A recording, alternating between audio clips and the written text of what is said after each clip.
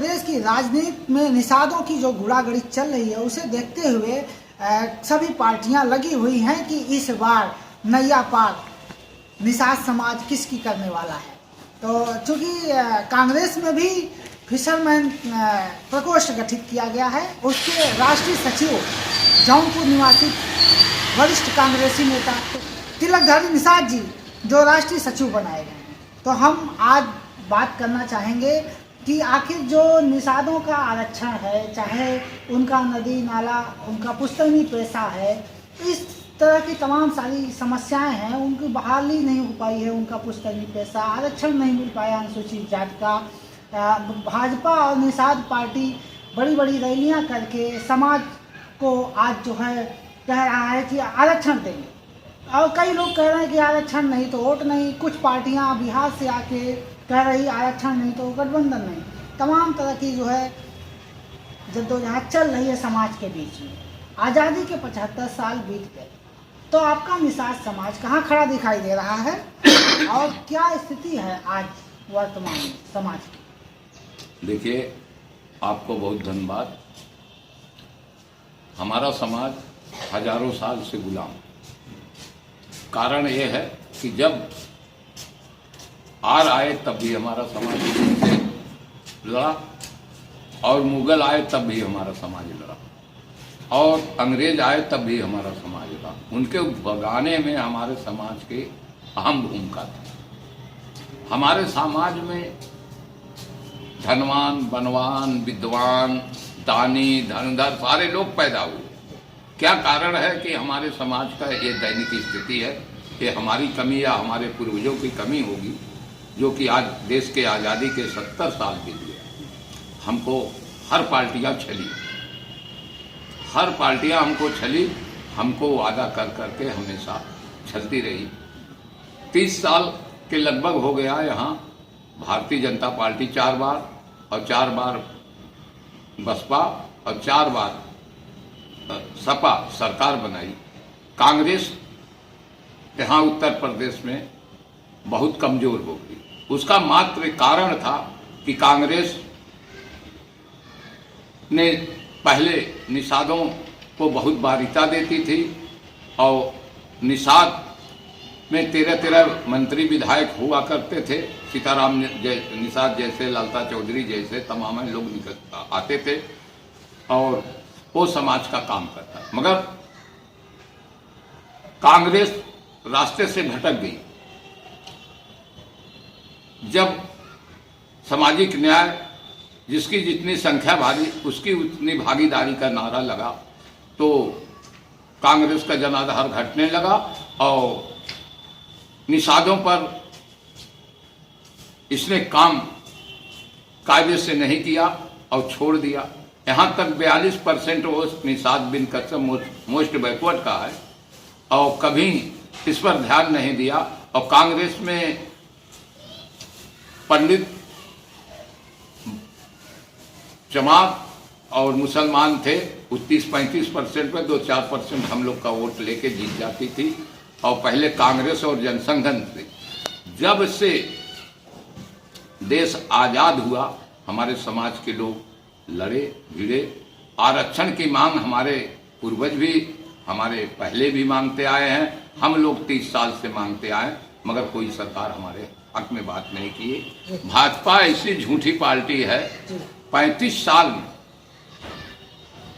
जो 70 साल में जो कांग्रेस बनाया था उसको बिगाड़ने का काम किया। भाजपा झूठी पार्टी कैसे साबित हो रही है? जहां भाजपा जो झूठ की पुलिंदा है, आज तक 2014 में इन्होंने कहा कि हम भाइयों बहनों, अगर हमारी सरकार आएगी तो काला धन हम वापस लाएंगे, और युवाओं को 2 करोड़ नौकरी देंगे, भ्रष्टाचार मिटाएंगे, और जनता के हित का काम करेंगे। तो उस वादे पर आज 8 साल बीत जा रहा है, उस पर खरी नहीं उतरी। क्योंकि उसके बाद जो भी वादा इन्होंने किया, जैसे स्मार्ट सिटी बनाएंगे, जैसे बुलेट ट्रेन बनाएंगे, कौनों चीज पर ये खरा नहीं उतरे। आज हमारा निषाद समाज 70 साल से भटक रहा है। हम लोग मांग करते करते मायावती और मुलायम सिंह के एक बार 2004 में हमने मुलायम सिंह से, हमारे मंत्री हुआ करते थे सीताराम निषाद और मनोहर लाल निषाद और उनका क्या नाम है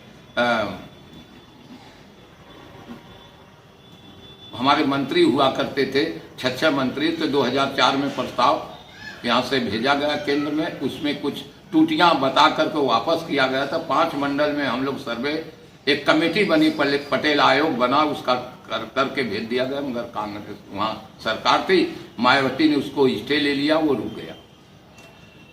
उसके बाद से मायावती जब 2007 में आती है तो उस चीज के उसमें टूटी बना के उसको खारिज कर देती। फिर मुलायम सिंह अखिलेश की सरकार आती है तो उस पर फिर भेजा जाता है, मगर बीजेपी की सरकार या उस पर कोई काम नहीं की। तो मेरा मानना ये है कि जब केंद्र में भाजपा सरकार आई, निषादों के आरक्षण देने की बात आई, फिर उत्तर प्रदेश के 17 के चुनाव में बहुत जोर शोर से उठाया गया कि निषादों का हक है, निषादों को आरक्षण मिलना चाहिए। योगी जी तो नहीं थे, मोदी जी ने वादा किया, अमित शाह ने वादा किया कि हम आरक्षण देंगे। आज 4.5 साल बीत गया, निषाद समाज के लोग आरक्षण मांगते रहे, जहां तक संजय निषाद लगातार उस पर पहल किए। फिर बाद में मुकेश साहनी बिहार से आ गए, क्योंकि मुकेश साहनी बिहार में तो आरक्षण ले नहीं पाए, मगर वो आ गए तो उनका मामला है कि अगर आरक्षण नहीं तो वोट नहीं। मगर हम भाजपा पर तो विश्वास करते नहीं, इन लोग पर भी विश्वास नहीं करते हैं। 17 दिसंबर को भाजपा निषाद पार्टी ने कहा कि सरकार बनाओ, अधिकार पाओ, ये महारैली बोलते हैं, महारैली, उसमें प्रदेश भर से लोग गए। तो क्या हुआ आखिर? वो केंद्रीय गृह मंत्री भी आए थे, अमित शाह जी, मुख्यमंत्री भी आए थे, तमाम समाज के आपके मंत्रीगण भी थे वहाँ पर। उस दौरान कोई घोषणा नहीं हुई तो समाज जो है बड़ा हलचल किया, उपद्रव किया। उसके बाद क्या हुआ? देखिए, उस पर आप क्या कहना चाहेंगे? मैं यही कहना चाहता हूँ कि हमारे समाज को बरकलाया गया, गांव-गांव पूरे उत्तर प्रदेश में ढिंढोरा पीटा गया कि अमित शाह आ रहे हैं और योगी जी आ रहे हैं, आप लोग चलिए, वहाँ आरक्षण की घोषणा होगी। मेरा समाज ये समझ के गया कि 70 साल के बाद हमारे समाज को आरक्षण मिल जाएगा, इसलिए मेरा समाज वहाँ पूरा गया।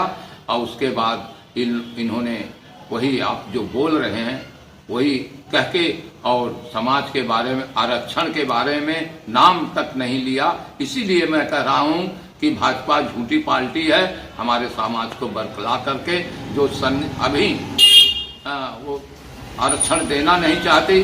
अगर भाजपा आरक्षण देना चाहती है तो 12 बजे रात के वो आरक्षण फॉरवर्ड को दे देती है 10 मिनट में। तो हम 70 साल से हमारा समाज मांग रहा है, आरक्षण क्यों नहीं देते? जबकि मझवार समाज का हमारे उत्तर प्रदेश में, बेलदार समाज को हमको आरक्षण, माझी समाज को आरक्षण मिलता है। शंकरलाल माझी ने माझी लिखने के नाते अम्बेडकर नगर से मायावती को 90,000 वोट से हराया। तो हम जब माझी और बेलदार और मझवार समाज का हमको आरक्षण मिल रहा है तो क्यों नहीं उत्तर प्रदेश वही परिवादी जात करके हमको आरक्षण दे देते? एक सवाल आपसे कि अभी जो है निषाद पार्टी, जो संजय निषाद हैं उसके मुखिया, उन्होंने एक लेटर लिखा कि हमें आरक्षण दिलाया जाए। जब नाराजगी हुई समाज का उस रैली में, उसके बाद से एक लेटर लिखा।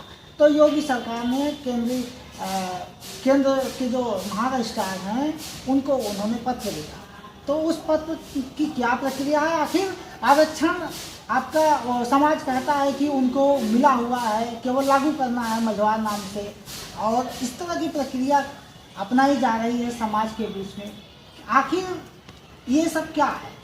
ये लेटरबाजी से आरक्षण मिलेगा या बना बनाया संवैधानिक तौर पर जो उल्लेख है संविधान में 1961 का जो राजपत्र है उसमें लिखा हुआ है मझवार नाम से अनुसूचित जाति का आरक्षण दिया गया, इससे मिलेगा?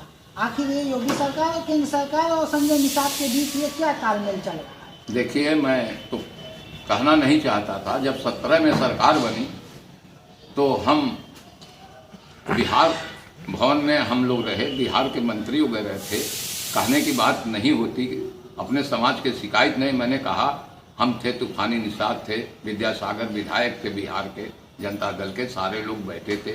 हमने कहा भाई अब योगी जी तो कह रहे हैं, योगी जी बल्कि कहे निषादों को आरक्षण मिलना चाहिए, तो आप अब सरकार में हैं तो योगी जी से आरक्षण मांगे।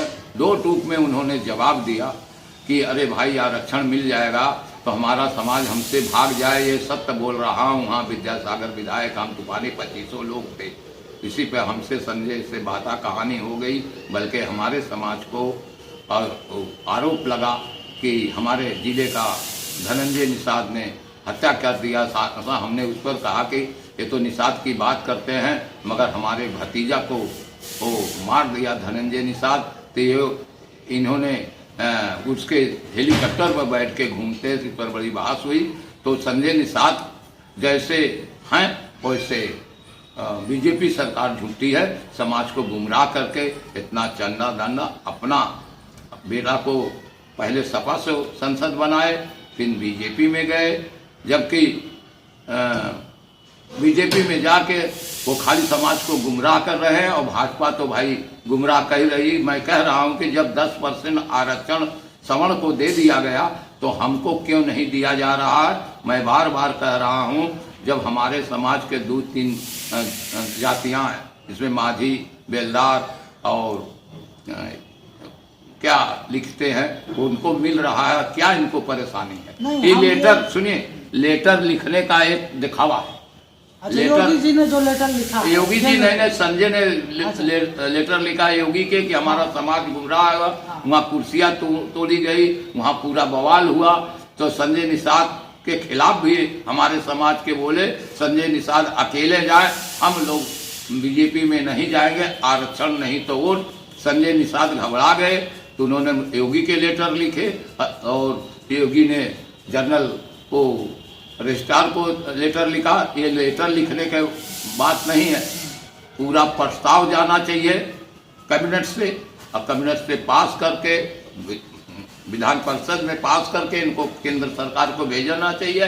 ये साल भर 6 महीना पहले संजय निषाद साल भर से झगड़ा कर रहे हैं जिला पंचायत चुनाव से, मगर अमित शाह चाहे योगी हो चाहे मोदी हो, वो देना ही नहीं चाहते और संजय समाज को गुमराह कर रहे हैं, बीजेपी पार्टी गुमराह कर रही।